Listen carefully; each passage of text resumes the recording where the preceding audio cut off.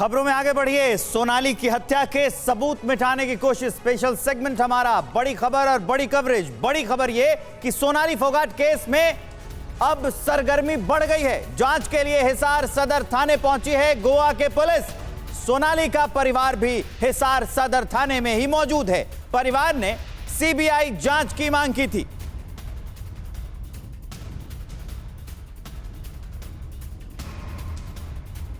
जांच से पहले पत्ते नहीं खोल रही है गोवा पुलिस। हिसार में मीडिया के सवालों को टालती रही गोवा पुलिस। गोवा पुलिस ने जांच के बाद ही कुछ कहने की बात कही है। गोवा पुलिस की शुरुआती तफ्तीश पर पहले से ही कई सवाल खड़े हुए हैं। हिसार के साथ गुरुग्राम भी जाने की तैयारी में है गोवा पुलिस। हम लोग एक हमारे केस के इसमें आए,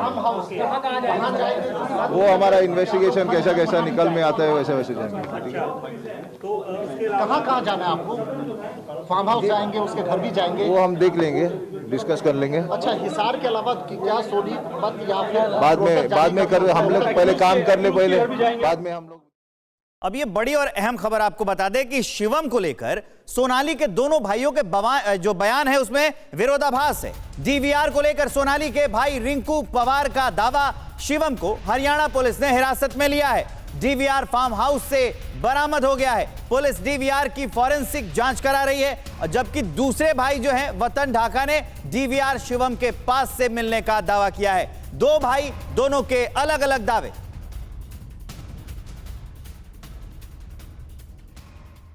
और गुड़गांव ग्रीन सोसाइटी के रेजिडेंट वेलफेयर एसोसिएशन के प्रेसिडेंट का सोनाली को लेकर खुलासा। सुधीर ने 1 जून 2022 को गुरुग्राम में फ्लैट लिया था, संदीप का ऐसा कहना है। ज्यादातर सुधीर सांगवान ही यहां फ्लैट में रहता था। सोनाली कभी कभी फ्लैट में आया करती थी, संदीप ने यह दावा किया है।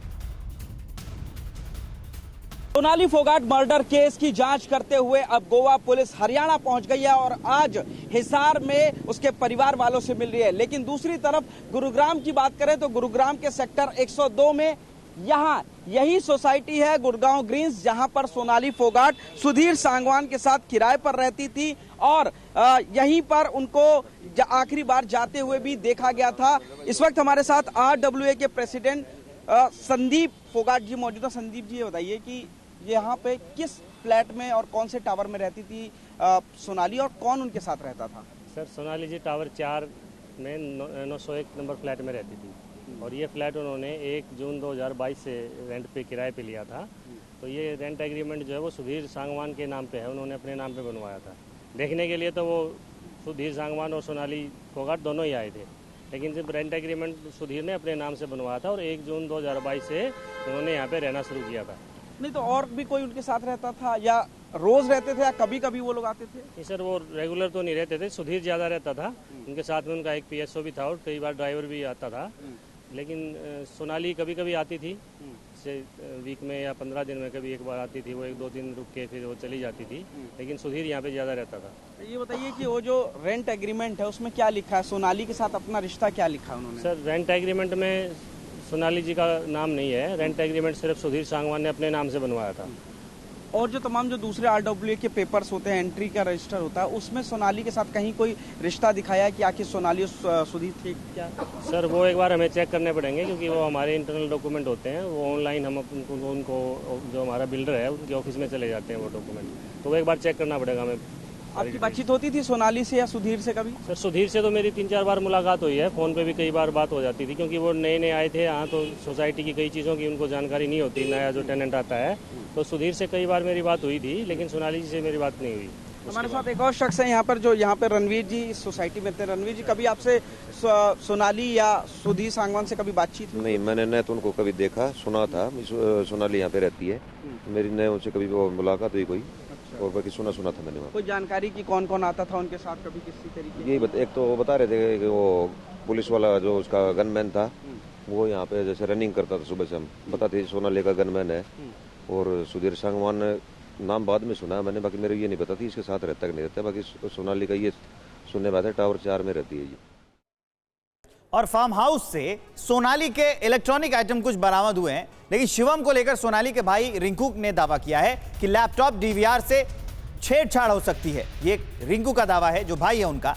गोवा पुलिस ने हमें जांच के लिए नहीं बुलाया, यह भी कहा है। तो सुनिए सोनाली के भाई रिंकू से TV9 भारतवर्ष की एक्सक्लूसिव बातचीत, क्या कुछ कहा है रिंकू ने। सोनाली फोगाट के भाई रिंकू ढाका इस वक्त हमारे साथ मौजूद हैं। रिंकू जी, शिवम को पुलिस ने हिरासत में ले लिया है, जिस पर आप लोग आरोप लगा रहे थे कि DVR, लैपटॉप और अन्य सामान लेकर फार्म हाउस से भाग गया था। DVR तो फार्म हाउस में ही थी, इधर उधर कर रखी थी, वो मिल गई पुलिस इंक्वायरी के दौरान। और एक फ़ोन और लैपटॉप शिवम से मिला है और सुधीर के कहने पे ही शिवम यहाँ से वो चीज़ें लेके गया था और वो उस टाइम घबरा गया था। अच्छा, आप लोगों का आमना सामना करवाएगा शिवम से? आपने कोई बात हुई आपकी? हाँ, वो SHO के साहब के सामने ही बातचीत हुई थी, उन्होंने सारी इंक्वायरी की है। बाकी वो काफ़ी डर गया था, ऐसा हमें भी नहीं लग रहा, और पुलिस ने भी अपनी पूरी इंक्वायरी कर ली है, तो वो चीज़ें बरामद हो गई है। तो DVR के इस हालत में खुर्द-बुर्द किया गया, नष्ट करने का प्रयास किया गया उसे?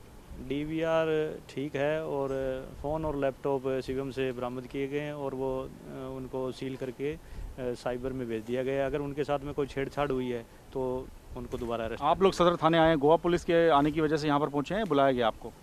नहीं, हमने तो खुद कांटेक्ट किया जी, हमें बुलाया नहीं गया। हम तो लगातार संपर्क में करने की कोशिश कर रहे हैं बार बार। और गोवा के चीफ मिनिस्टर ने सोनाली केस में पूरी जांच का भरोसा दिया है। सावंत ने कहा है कि हमारी टीम जांच के लिए हरियाणा गई है, हम केस की जांच करके सच को सामने लाएंगे। इस केस के इन्वेस्टिगेशन में हमने अपॉइंट किया है और डीवाईएसपी लेवल ऑफिसर इस केस की इन्वेस्टिगेट कर रहा है, और आज हमारे PI और उसके साथ में पूरी टीम हरियाणा रवाना हो चुके हैं और पूरा अच्छी तरह से इन्वेस्टिगेशन इस केस का करेंगे। आज हमने हरियाणा CM के लिए इसकी केस की पूरी जानकारी जो अपडेट करना था उसका रिपोर्ट पूरा भेज दिया है, और मुझे पूरे पुलिस के ऊपर पूरा भरोसा है। हम एक्चुअली ड्रग्स के बारे में हमारा एंटी नार्कोटिक सेल बहुत अच्छी तरह से काम कर रहा है। मुझे पूरा एक्चुअली हमारे एंटी नार्कोटिक सेल और पुलिस के ऊपर भरोसा है, क्योंकि इस तरह का कोई मामला आगे नहीं जाएगा। हमारे संवाददाता इस पर निगाह बनाए हुए हैं। पुनीत शर्मा हमारे संवाददाता गुरुग्राम से मौजूद हैं, और हमारे संवाददाता मोहित मल्होत्रा जिनकी बातचीत अपने देखी अभी रिंकू ढाका के साथ, वो भी हमारे साथ मौजूद हैं। पुनीत, आपके पास पहले कुछ ऐसा नजर आ रहा है क्या इस पूरे मामले में, जो अभी तक फाइंडिंग सामने आई हैं, जो अभी सामान्य डायरेक्शन जिधर लोगों की सोच जा रही है उससे अलग ले जा सकता है पूरे मामले को? देखिए, यहाँ पे सबसे इम्पोर्टेंट ये सोसाइटी हो जाती है गुरुग्राम ग्रीन्स, जो कि सेक्टर 102 गुरुग्राम में है। दरअसल सोनाली फोगाट यहीं पर आई थी, सफारी गाड़ी से आई थी अपने, और उसके बाद सफारी गाड़ी उन्होंने अपनी यहीं पर पार्क कर दी थी और शाम को वो टैक्सी से सुधीर सांगवान के साथ निकली थी। यानी कि गोवा जाने से ठीक पहले वो यहाँ पहुंची और उसके बाद इस सोसाइटी से ही टैक्सी के जरिए वो लोग यहाँ से एयरपोर्ट गए थे। इसलिए ये जगह काफी अहम हो जाती है और इसीलिए जो गोवा पुलिस है वो कभी भी किसी भी वक्त इस सोसाइटी में आ सकती है। फ्लैट नंबर 901 टावर 4 में वो लोग रहते थे और 1 जून 2022 को ही यहाँ पर किराए पर रहने के लिए आए थे सुधीर और सांगवान। किस तरीके से रहते थे, क्या हमेशा रहते थे, बताने के लिए इस वक्त हमारे साथ RWA प्रेसिडेंट संदीप फोगाट जी भी हैं। संदीप जी, जानना चाहेंगे जो फ्लैट था वो किसने किराए पे लिया था और किसके नाम पे लिया था? सर, फ्लैट को देखने के लिए सोनाली और सुधीर सांगवान दोनों साथ ही आए थे, लेकिन वो रेंट एग्रीमेंट सुधीर ने अपने नाम से बनवाया था, लेकिन रहते दोनों ही थे। तो सोनाली जी जब भी आती थी तो सुधीर साथ ही होता था और उनके साथ में एक उनका PSO गनमैन और एक ड्राइवर मोस्टली आते थे साथ में। मतलब लगातार यहाँ पे नहीं रहते थे, आना जाना लगा रहता था दोनों का? जी, वो लगातार, क्योंकि उनको कभी हिसार रहती थी, कभी दिल्ली जाती थी, वो तो यहाँ पे वो जब भी दिल्ली के लिए। ठीक है पुनीत, आप हमारे साथ बने रहिए। हमारे साथ मोहित मल्होत्रा भी जुड़े हुए हैं। मोहित, यहाँ पे ज्यादा था। पुनीत, हम आपके पास भी आएंगे, हम मोहित के पास जाएंगे। मोहित से हमारा जो कनेक्शन है वो टूट गया है। हम आपको अपडेट ये बता रहे हैं कि गोवा के CM ने सोनाली केस में पूरी जांच का भरोसा दिया है। सावंत ने कहा है कि हमारी टीम जांच के लिए हरियाणा गई है। वो हमेशा से कह रहे हैं कि जांच में सहयोग करेंगे और जांच पूरी कराई जाएगी, केस की जांच कर सच सामने लाएंगे, ये कहना है गोवा के CM का। गोवा के CM ने साफ कहा है कि सोनाली केस में जो जांच है वो पूरी होगी, सही तरीके से होगी और जल्दी ही किसी न किसी निष्कर्ष पे पहुंचेंगे। हमारे 2 संवाददाता इस पर जुड़े हुए हैं, पुनीत शर्मा और मोहित मल्होत्रा। मोहित से हमारा जो संपर्क है वो शायद टूट गया है। अभी हम वापस पुनीत के पास चलते हैं। पुनीत, अपनी बात पूरी करिए। ये जो कह रहे हैं RWA के लोग कि हाउस का जो रेंट एग्रीमेंट था वो बना था संजीव के नाम पर, लेकिन आके दोनों रहते थे।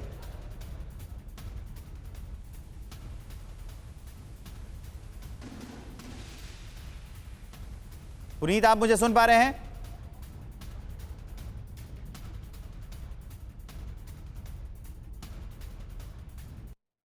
पुनीत, आप अपने केबल को चेक कीजिए, आपकी ऑडियो केबल में कुछ समस्या लग रही है, आपकी आवाज़ नहीं आ रही हम तक।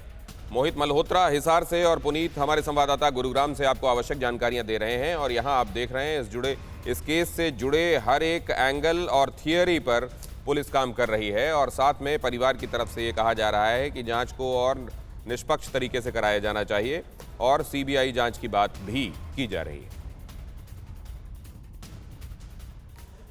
आइए अब डीवीआर के खेल को समझने की कोशिश करते हैं, जो सोनाली के फार्म हाउस से गायब हो गया था।